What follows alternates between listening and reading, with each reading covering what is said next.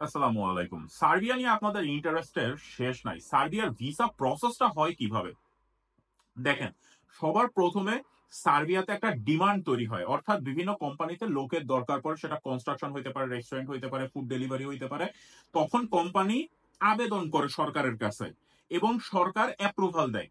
যেখানে প্রচুর ২ নম্বরই চলে। 60-70% উকিলের মাধ্যমে বিভিন্ন সাপ্লাই কোম্পানি এপ্লাই করে। ৫ জনের জন্য এপ্লাই করলে ২ জনের অ্যাপ্রুভাল আসে। এবং যেটাকে আমরা বলে থাকি পিপিসি, অর্থাৎ পিপিসি অ্যাপ্রুভালটা যখনই চলে আসে তখন তারা আপনাদেরকে একটা ইনভাইটেশন পাঠায় অথবা আপনাদেরকে একটা ওয়ার্ক পারমিট ইস্যু করে দেয়। এবং ওয়ার্ক পারমিটে অলওয়েজ আপনার এটা খেয়াল করবেন কি কাজ আপনার করতে হবে সেটা স্পেসিফিক উল্লেখ করা থাকবে। আপনি ফুড ডেলিভারি নাকি ফল ফ্রুট এগুলা পিকিং করবেন, মানে ফল পারবেন গাছের থেকে, নাকি কোনো ধান খেতে কাজ করবেন, গম খেতে কাজ করবেন, নাকি আপনি কোনো রেস্টুরেন্টে কাজ করবেন, কনস্ট্রাকশনে কাজ করবেন, স্পেসিফিক এটা লেখা থাকবে। কত ঘন্টা কাজ করবেন, উইকলি, মান্থলি, ইয়ারলি, এর কিছু না কিছু এখানে লেখা থাকবে। আপনার ছুটির ব্যাপারে লেখা থাকবে এবং আপনি যদি কন্ট্রাক্ট ক্যান্সেল করতে চান সেই ব্যাপারেও কিন্তু সেখানে উল্লেখ থাকবে। এটা হলো একটা ওয়ার্ক পারমিট চেনার কিছু উল্লেখযোগ্য বিষয়। ওয়ার্ক পারমিটটা আপনাকে যদি ফেক দেয় তখনই বুঝে যাবেন যে এখানে কোনো ঝামেলা আছে। যাই হোক, ওয়ার্ক পারমিট আসলো। এরপরে আপনি কি করেন, ওই যে অনলাইনে সবকিছু আপলোড করেন। এই ক্ষেত্রে আপনার সার্টিফিকেট, আপনার যা যা যাবতীয় ডকুমেন্ট আছে সবগুলো আপলোড করেন। এরপরে ওরা ভেরিফাই করে অনলাইন একটা অ্যাপ্রুভাল চলে আসে। এরপরে এম্বাসি কি করে, তার ৩০ দিন ৪৫ দিনের মধ্যে ভিসা স্টাম্পিং করে দেয়। আপনি তখন বাংলাদেশ থেকে বিএমইটি কার্ড করে ফ্লাই করে সার্বিয়া চলে আসেন। এটা হলো হোল প্রসেস। মাথার মধ্যে এটা ঘুরা, ঠিক আছে? আপনারা যখন কোনো এজেন্সির সাথে কথা বলতে যাবেন একটু বোকাশোকা হয়ে থাকবেন। আমি যখন জার্মানি আসছিলাম ২০১৫ সালে, তখন কিন্তু এত ইউটিউব ছিল না, এত ফেসবুক ছিল না, এত ভিডিও ছিল না। আমি কি করতাম, আপনার মগবাজার, এরপরে ওই সাইডে বহু আপনার এরকম এজেন্সি ছিল। সরি, আমি গিয়ে বসে থাকতাম তাদের সাথে, ঘন্টার পর ঘন্টা বসে থাকতাম তাদের সাথে, বিভিন্নভাবে কথা বলতাম যে কোন দেশে যাওয়া যায়, আমেরিকার কি অবস্থা, জার্মানির কি অবস্থা, বিভিন্ন দেশে তারা বিভিন্ন ভাবে তারা ঘুরায় ঘুরায় কথা বলতো এবং আমি কথা বাইর করার চেষ্টা করতাম। তারপরে নিজে নিজে অ্যানালাইসিস করে একটা জিনিস বুঝে গেলাম যে আমি যদি ইউনিভার্সিটি সিলেক্ট করতে পারি বাকি প্রসেস আমি আগায় নিতে পারবো। তার কারণ এম্বাসিতে যে ডকুমেন্ট লাগবে সেগুলো তো আমার কাছে আছে। এখন সার্বিয়ার ওয়ার্ক পারমিটের জন্য আপনি আবার একা একা কিছু করতে পারবেন না। এখানে বলতে গেলে 98% কাজই হলো আপনার এজেন্সি। বাকি 2% আপনি শুধু ডকুমেন্ট গুলা তার কাছে আগায় দিবেন। এখন এজেন্সি যদি ভালোভাবে কাজ করে তাহলে অবশ্যই আপনার ভিসা হওয়ার চান্স অনেক বেড়ে যাবে। এখন এজেন্সি, আপনারা জিজ্ঞেস করেন যে ভাই আপনি একটা ভালো এজেন্সির নাম বলে দেন। ভাই, এজেন্সির নাম আমি যদি বলি, দেখেন কোনো এজেন্সি বলবে না যে আমাদের 100% ভিসা হয়। ধরেন তারা 10 জনের জন্য আবেদন করে, তার মধ্যে 2, 4, 5 জনের ভিসা হয়ে যায়, বাকি 5 জনের ভিসা হয় না। এখন সেই 5 জনের মধ্যে যদি আপনি থাকেন তখন তো আমাকে আপনি গালাগালি করবেন। তো সব এজেন্সিরই একই অবস্থা। ভিসা কেউই চায় না যে আপনার ভিসা না হয় বা আপনার কাছ থেকে শুধু প্রথমে আবেদন করার টাকা নিয়ে মেরে খেয়ে বসে থাকি। এটা হলো ইটালির জন্য চলে, কিন্তু সার্বিয়া টার্বি এই সাইডের জন্য একটু অন্যরকম। এখানে কিছু বিষয় আপনাদেরকে মাথায় রাখতে হবে। দেখেন, সার্বিয়াতে যখনই আপনার অনলাইন অ্যাপ্রুভাল আসার সময়, যখন অনলাইনে তারা আপলোড করে দেয় সব ডকুমেন্ট, আপনার সবকিছু হয়ে গেল, তখন কিন্তু আপনার একটা নির্দিষ্ট আইডি এবং পাসওয়ার্ড থাকে। এটা গ্রুপ আকারেও হইতে পারে, ইন্ডিভিজুয়ালি ব্যক্তিগত আপনার নামেও হইতে পারে। এই আইডি পাসওয়ার্ড দিয়ে আপনি কিন্তু সরাসরি সার্বিয়ার একটা ওয়েবসাইট থেকে আপনি চেক করতে পারেন যে আপনার ফাইলটা কোন প্রসেসে আগে আছে, কোন অবস্থানে আছে। যদি তারা এটা অ্যাপ্রুভাল দিয়ে দেয় সেটাও আপনি নিজের চোখে দেখতে পারবেন। তো আপনি কি করবেন, এজেন্সির সাথে যখনই কথা বলতে যাবেন, এজেন্সি অনেক ধরনের ধানাই পানাই করে। কিছু কমন কথা আমি আপনাদেরকে বলে দিই। মালিকের আইডি দিয়ে আবেদন করা হয়েছে, মালিকের আইডি পাসওয়ার্ড এই কারণে দেওয়া যাবে না। উকিলের আইডি পাসওয়ার্ড দিয়ে আবেদন করা হয়েছে এই কারণে আপনাকে এটা দেওয়া যাবে না। বলবে অনেকে যে এটা ডিজিটাল অটোমেটিক সিস্টেমে, এইখানে আপনাদের আইডি পাসওয়ার্ড লাগে না, আমরা সবকিছু আমরা নিজেরাই করে নিয়ে আসবো, আমাদের লোক আছে, আপনার আইডি পাসওয়ার্ড দিয়ে দেখার দরকার নাই। আপনাকে বলবে যে এটা গ্রুপ, 5 জনের গ্রুপ, 10 জনের গ্রুপের একটা আইডি পাসওয়ার্ডে আপনার সবকিছু হয়েছে। অথবা কিছু কোম্পানি সরাসরি বলে দিবে কাজ করতে চাইলে করেন, আমরা আপনাকে আইডি পাসওয়ার্ড দিতে পারবো না। এই ধরনের কথা যারা বলবে তাদের থেকে 1 হাত দূরে থাকবেন। আমি বলতেছি না যে একেবারে পুরো দূরে থাকেন, 1 হাত দূরে থাকবেন। তার কারণ অনেকে ভয় পায় আইডি পাসওয়ার্ড দিতে, অনেক এজেন্সি আছে ভয় পায় আইডি পাসওয়ার্ড দিতে।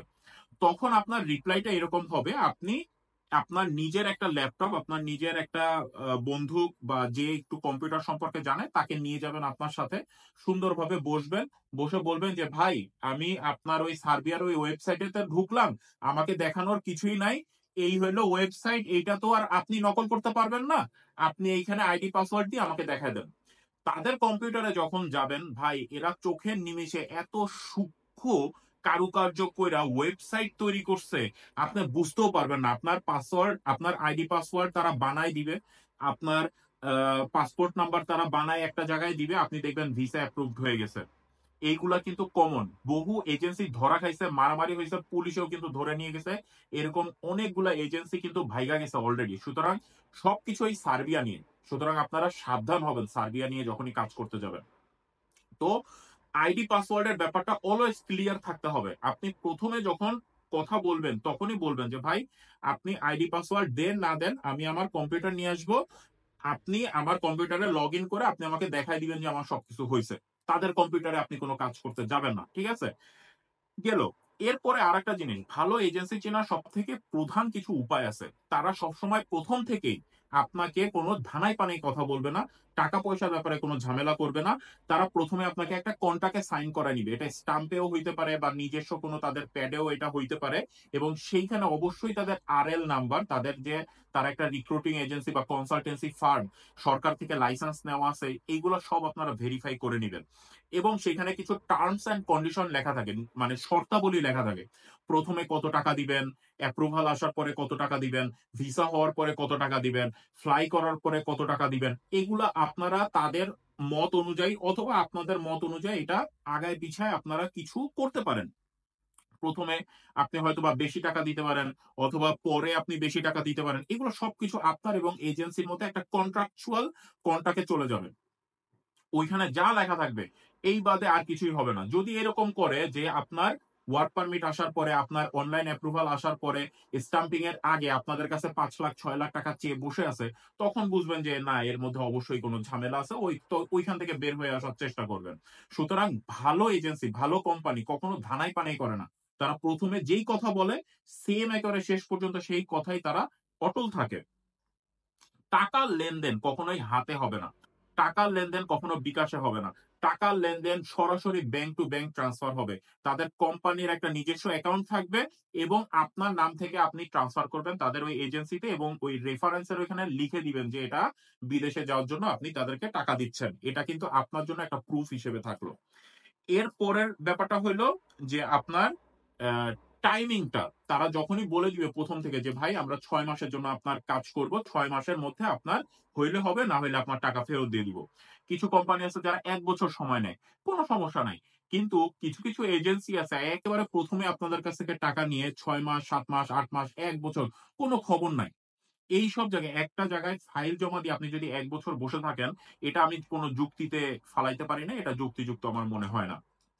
সুতরাং সময়ের ব্যাপারেও আপনারা খেয়াল রাখবেন।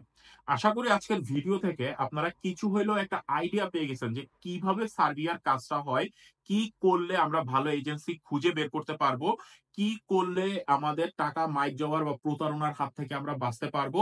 সুতরাং আমি সর্বশেষে একটু কথা শুধু বলে দিই, দেখেন আপনারা যখনই নিজের এলাকা, নিজের গ্রামে, নিজের ছোট একটা শহরের যেই মামাতো ভাইয়ের বন্ধু, অমুকের বন্ধু তমুক, মানে সরাসরি পরিচয় না, এইসব লোকের কাছ থেকে কখনোই আপনারা কাজ করায় আনতে পারবেন না। তারা কাজ দেখা গেল অর্ধেক পথে ছেড়ে দিলে তাদের কিছু যায় আসে না, এবং আপনারা অনেক সময় বিপদেও পড়ে যাবেন। থাইল্যান্ডে গিয়ে, মালয়েশিয়ায় নিয়ে আপনাদেরকে ফালায় রাখবে, আপনাদেরকে অত্যাচার করবে এবং আপনাদের কাছ থেকে টাকা আদায় করার চেষ্টা করবে। সুতরাং এই সব জায়গা থেকে বাঁচার জন্য যদি 2 লাখ টাকা বেশিও যায়, ঢাকায় কিছু বড় বড় এজেন্সি আছে, খুঁজে বাইর করেন। তাদের কাছে অবশ্যই আপনারা সার্বিয়ার কাজও 12 লাখ টাকার কমে করাইতে পারবেন না। তাদের রেটটা এমনি বেশি। কেন বেশি? তার কারণ তারা কোনোদিনও আপনার সাথে 2 নাম্বারই করবে না। তারা কোনোদিনও আপনাকে 2 নাম্বার কাগজ দিবে না। তার কারণ তাদের বড় বিজনেস, বড় কোম্পানি।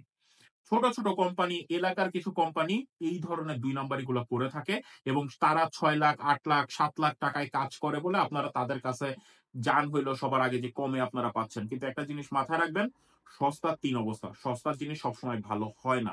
ঠিক আছে? মাঝে, মাঝে ভালো হয় সেটা অন্য অন্য বিষয়। যাই হোক, কথা আর বাড়াবো না। ভিডিও অনেক বড় হয়ে গেছে। যদি ভালো লাগে অবশ্যই শেয়ার করে দিবেন এবং বারবার আমি ১ম থেকে যে প্রসেসটা বলছি এই জিনিসগুলা মাথার মধ্যে ঘুরান।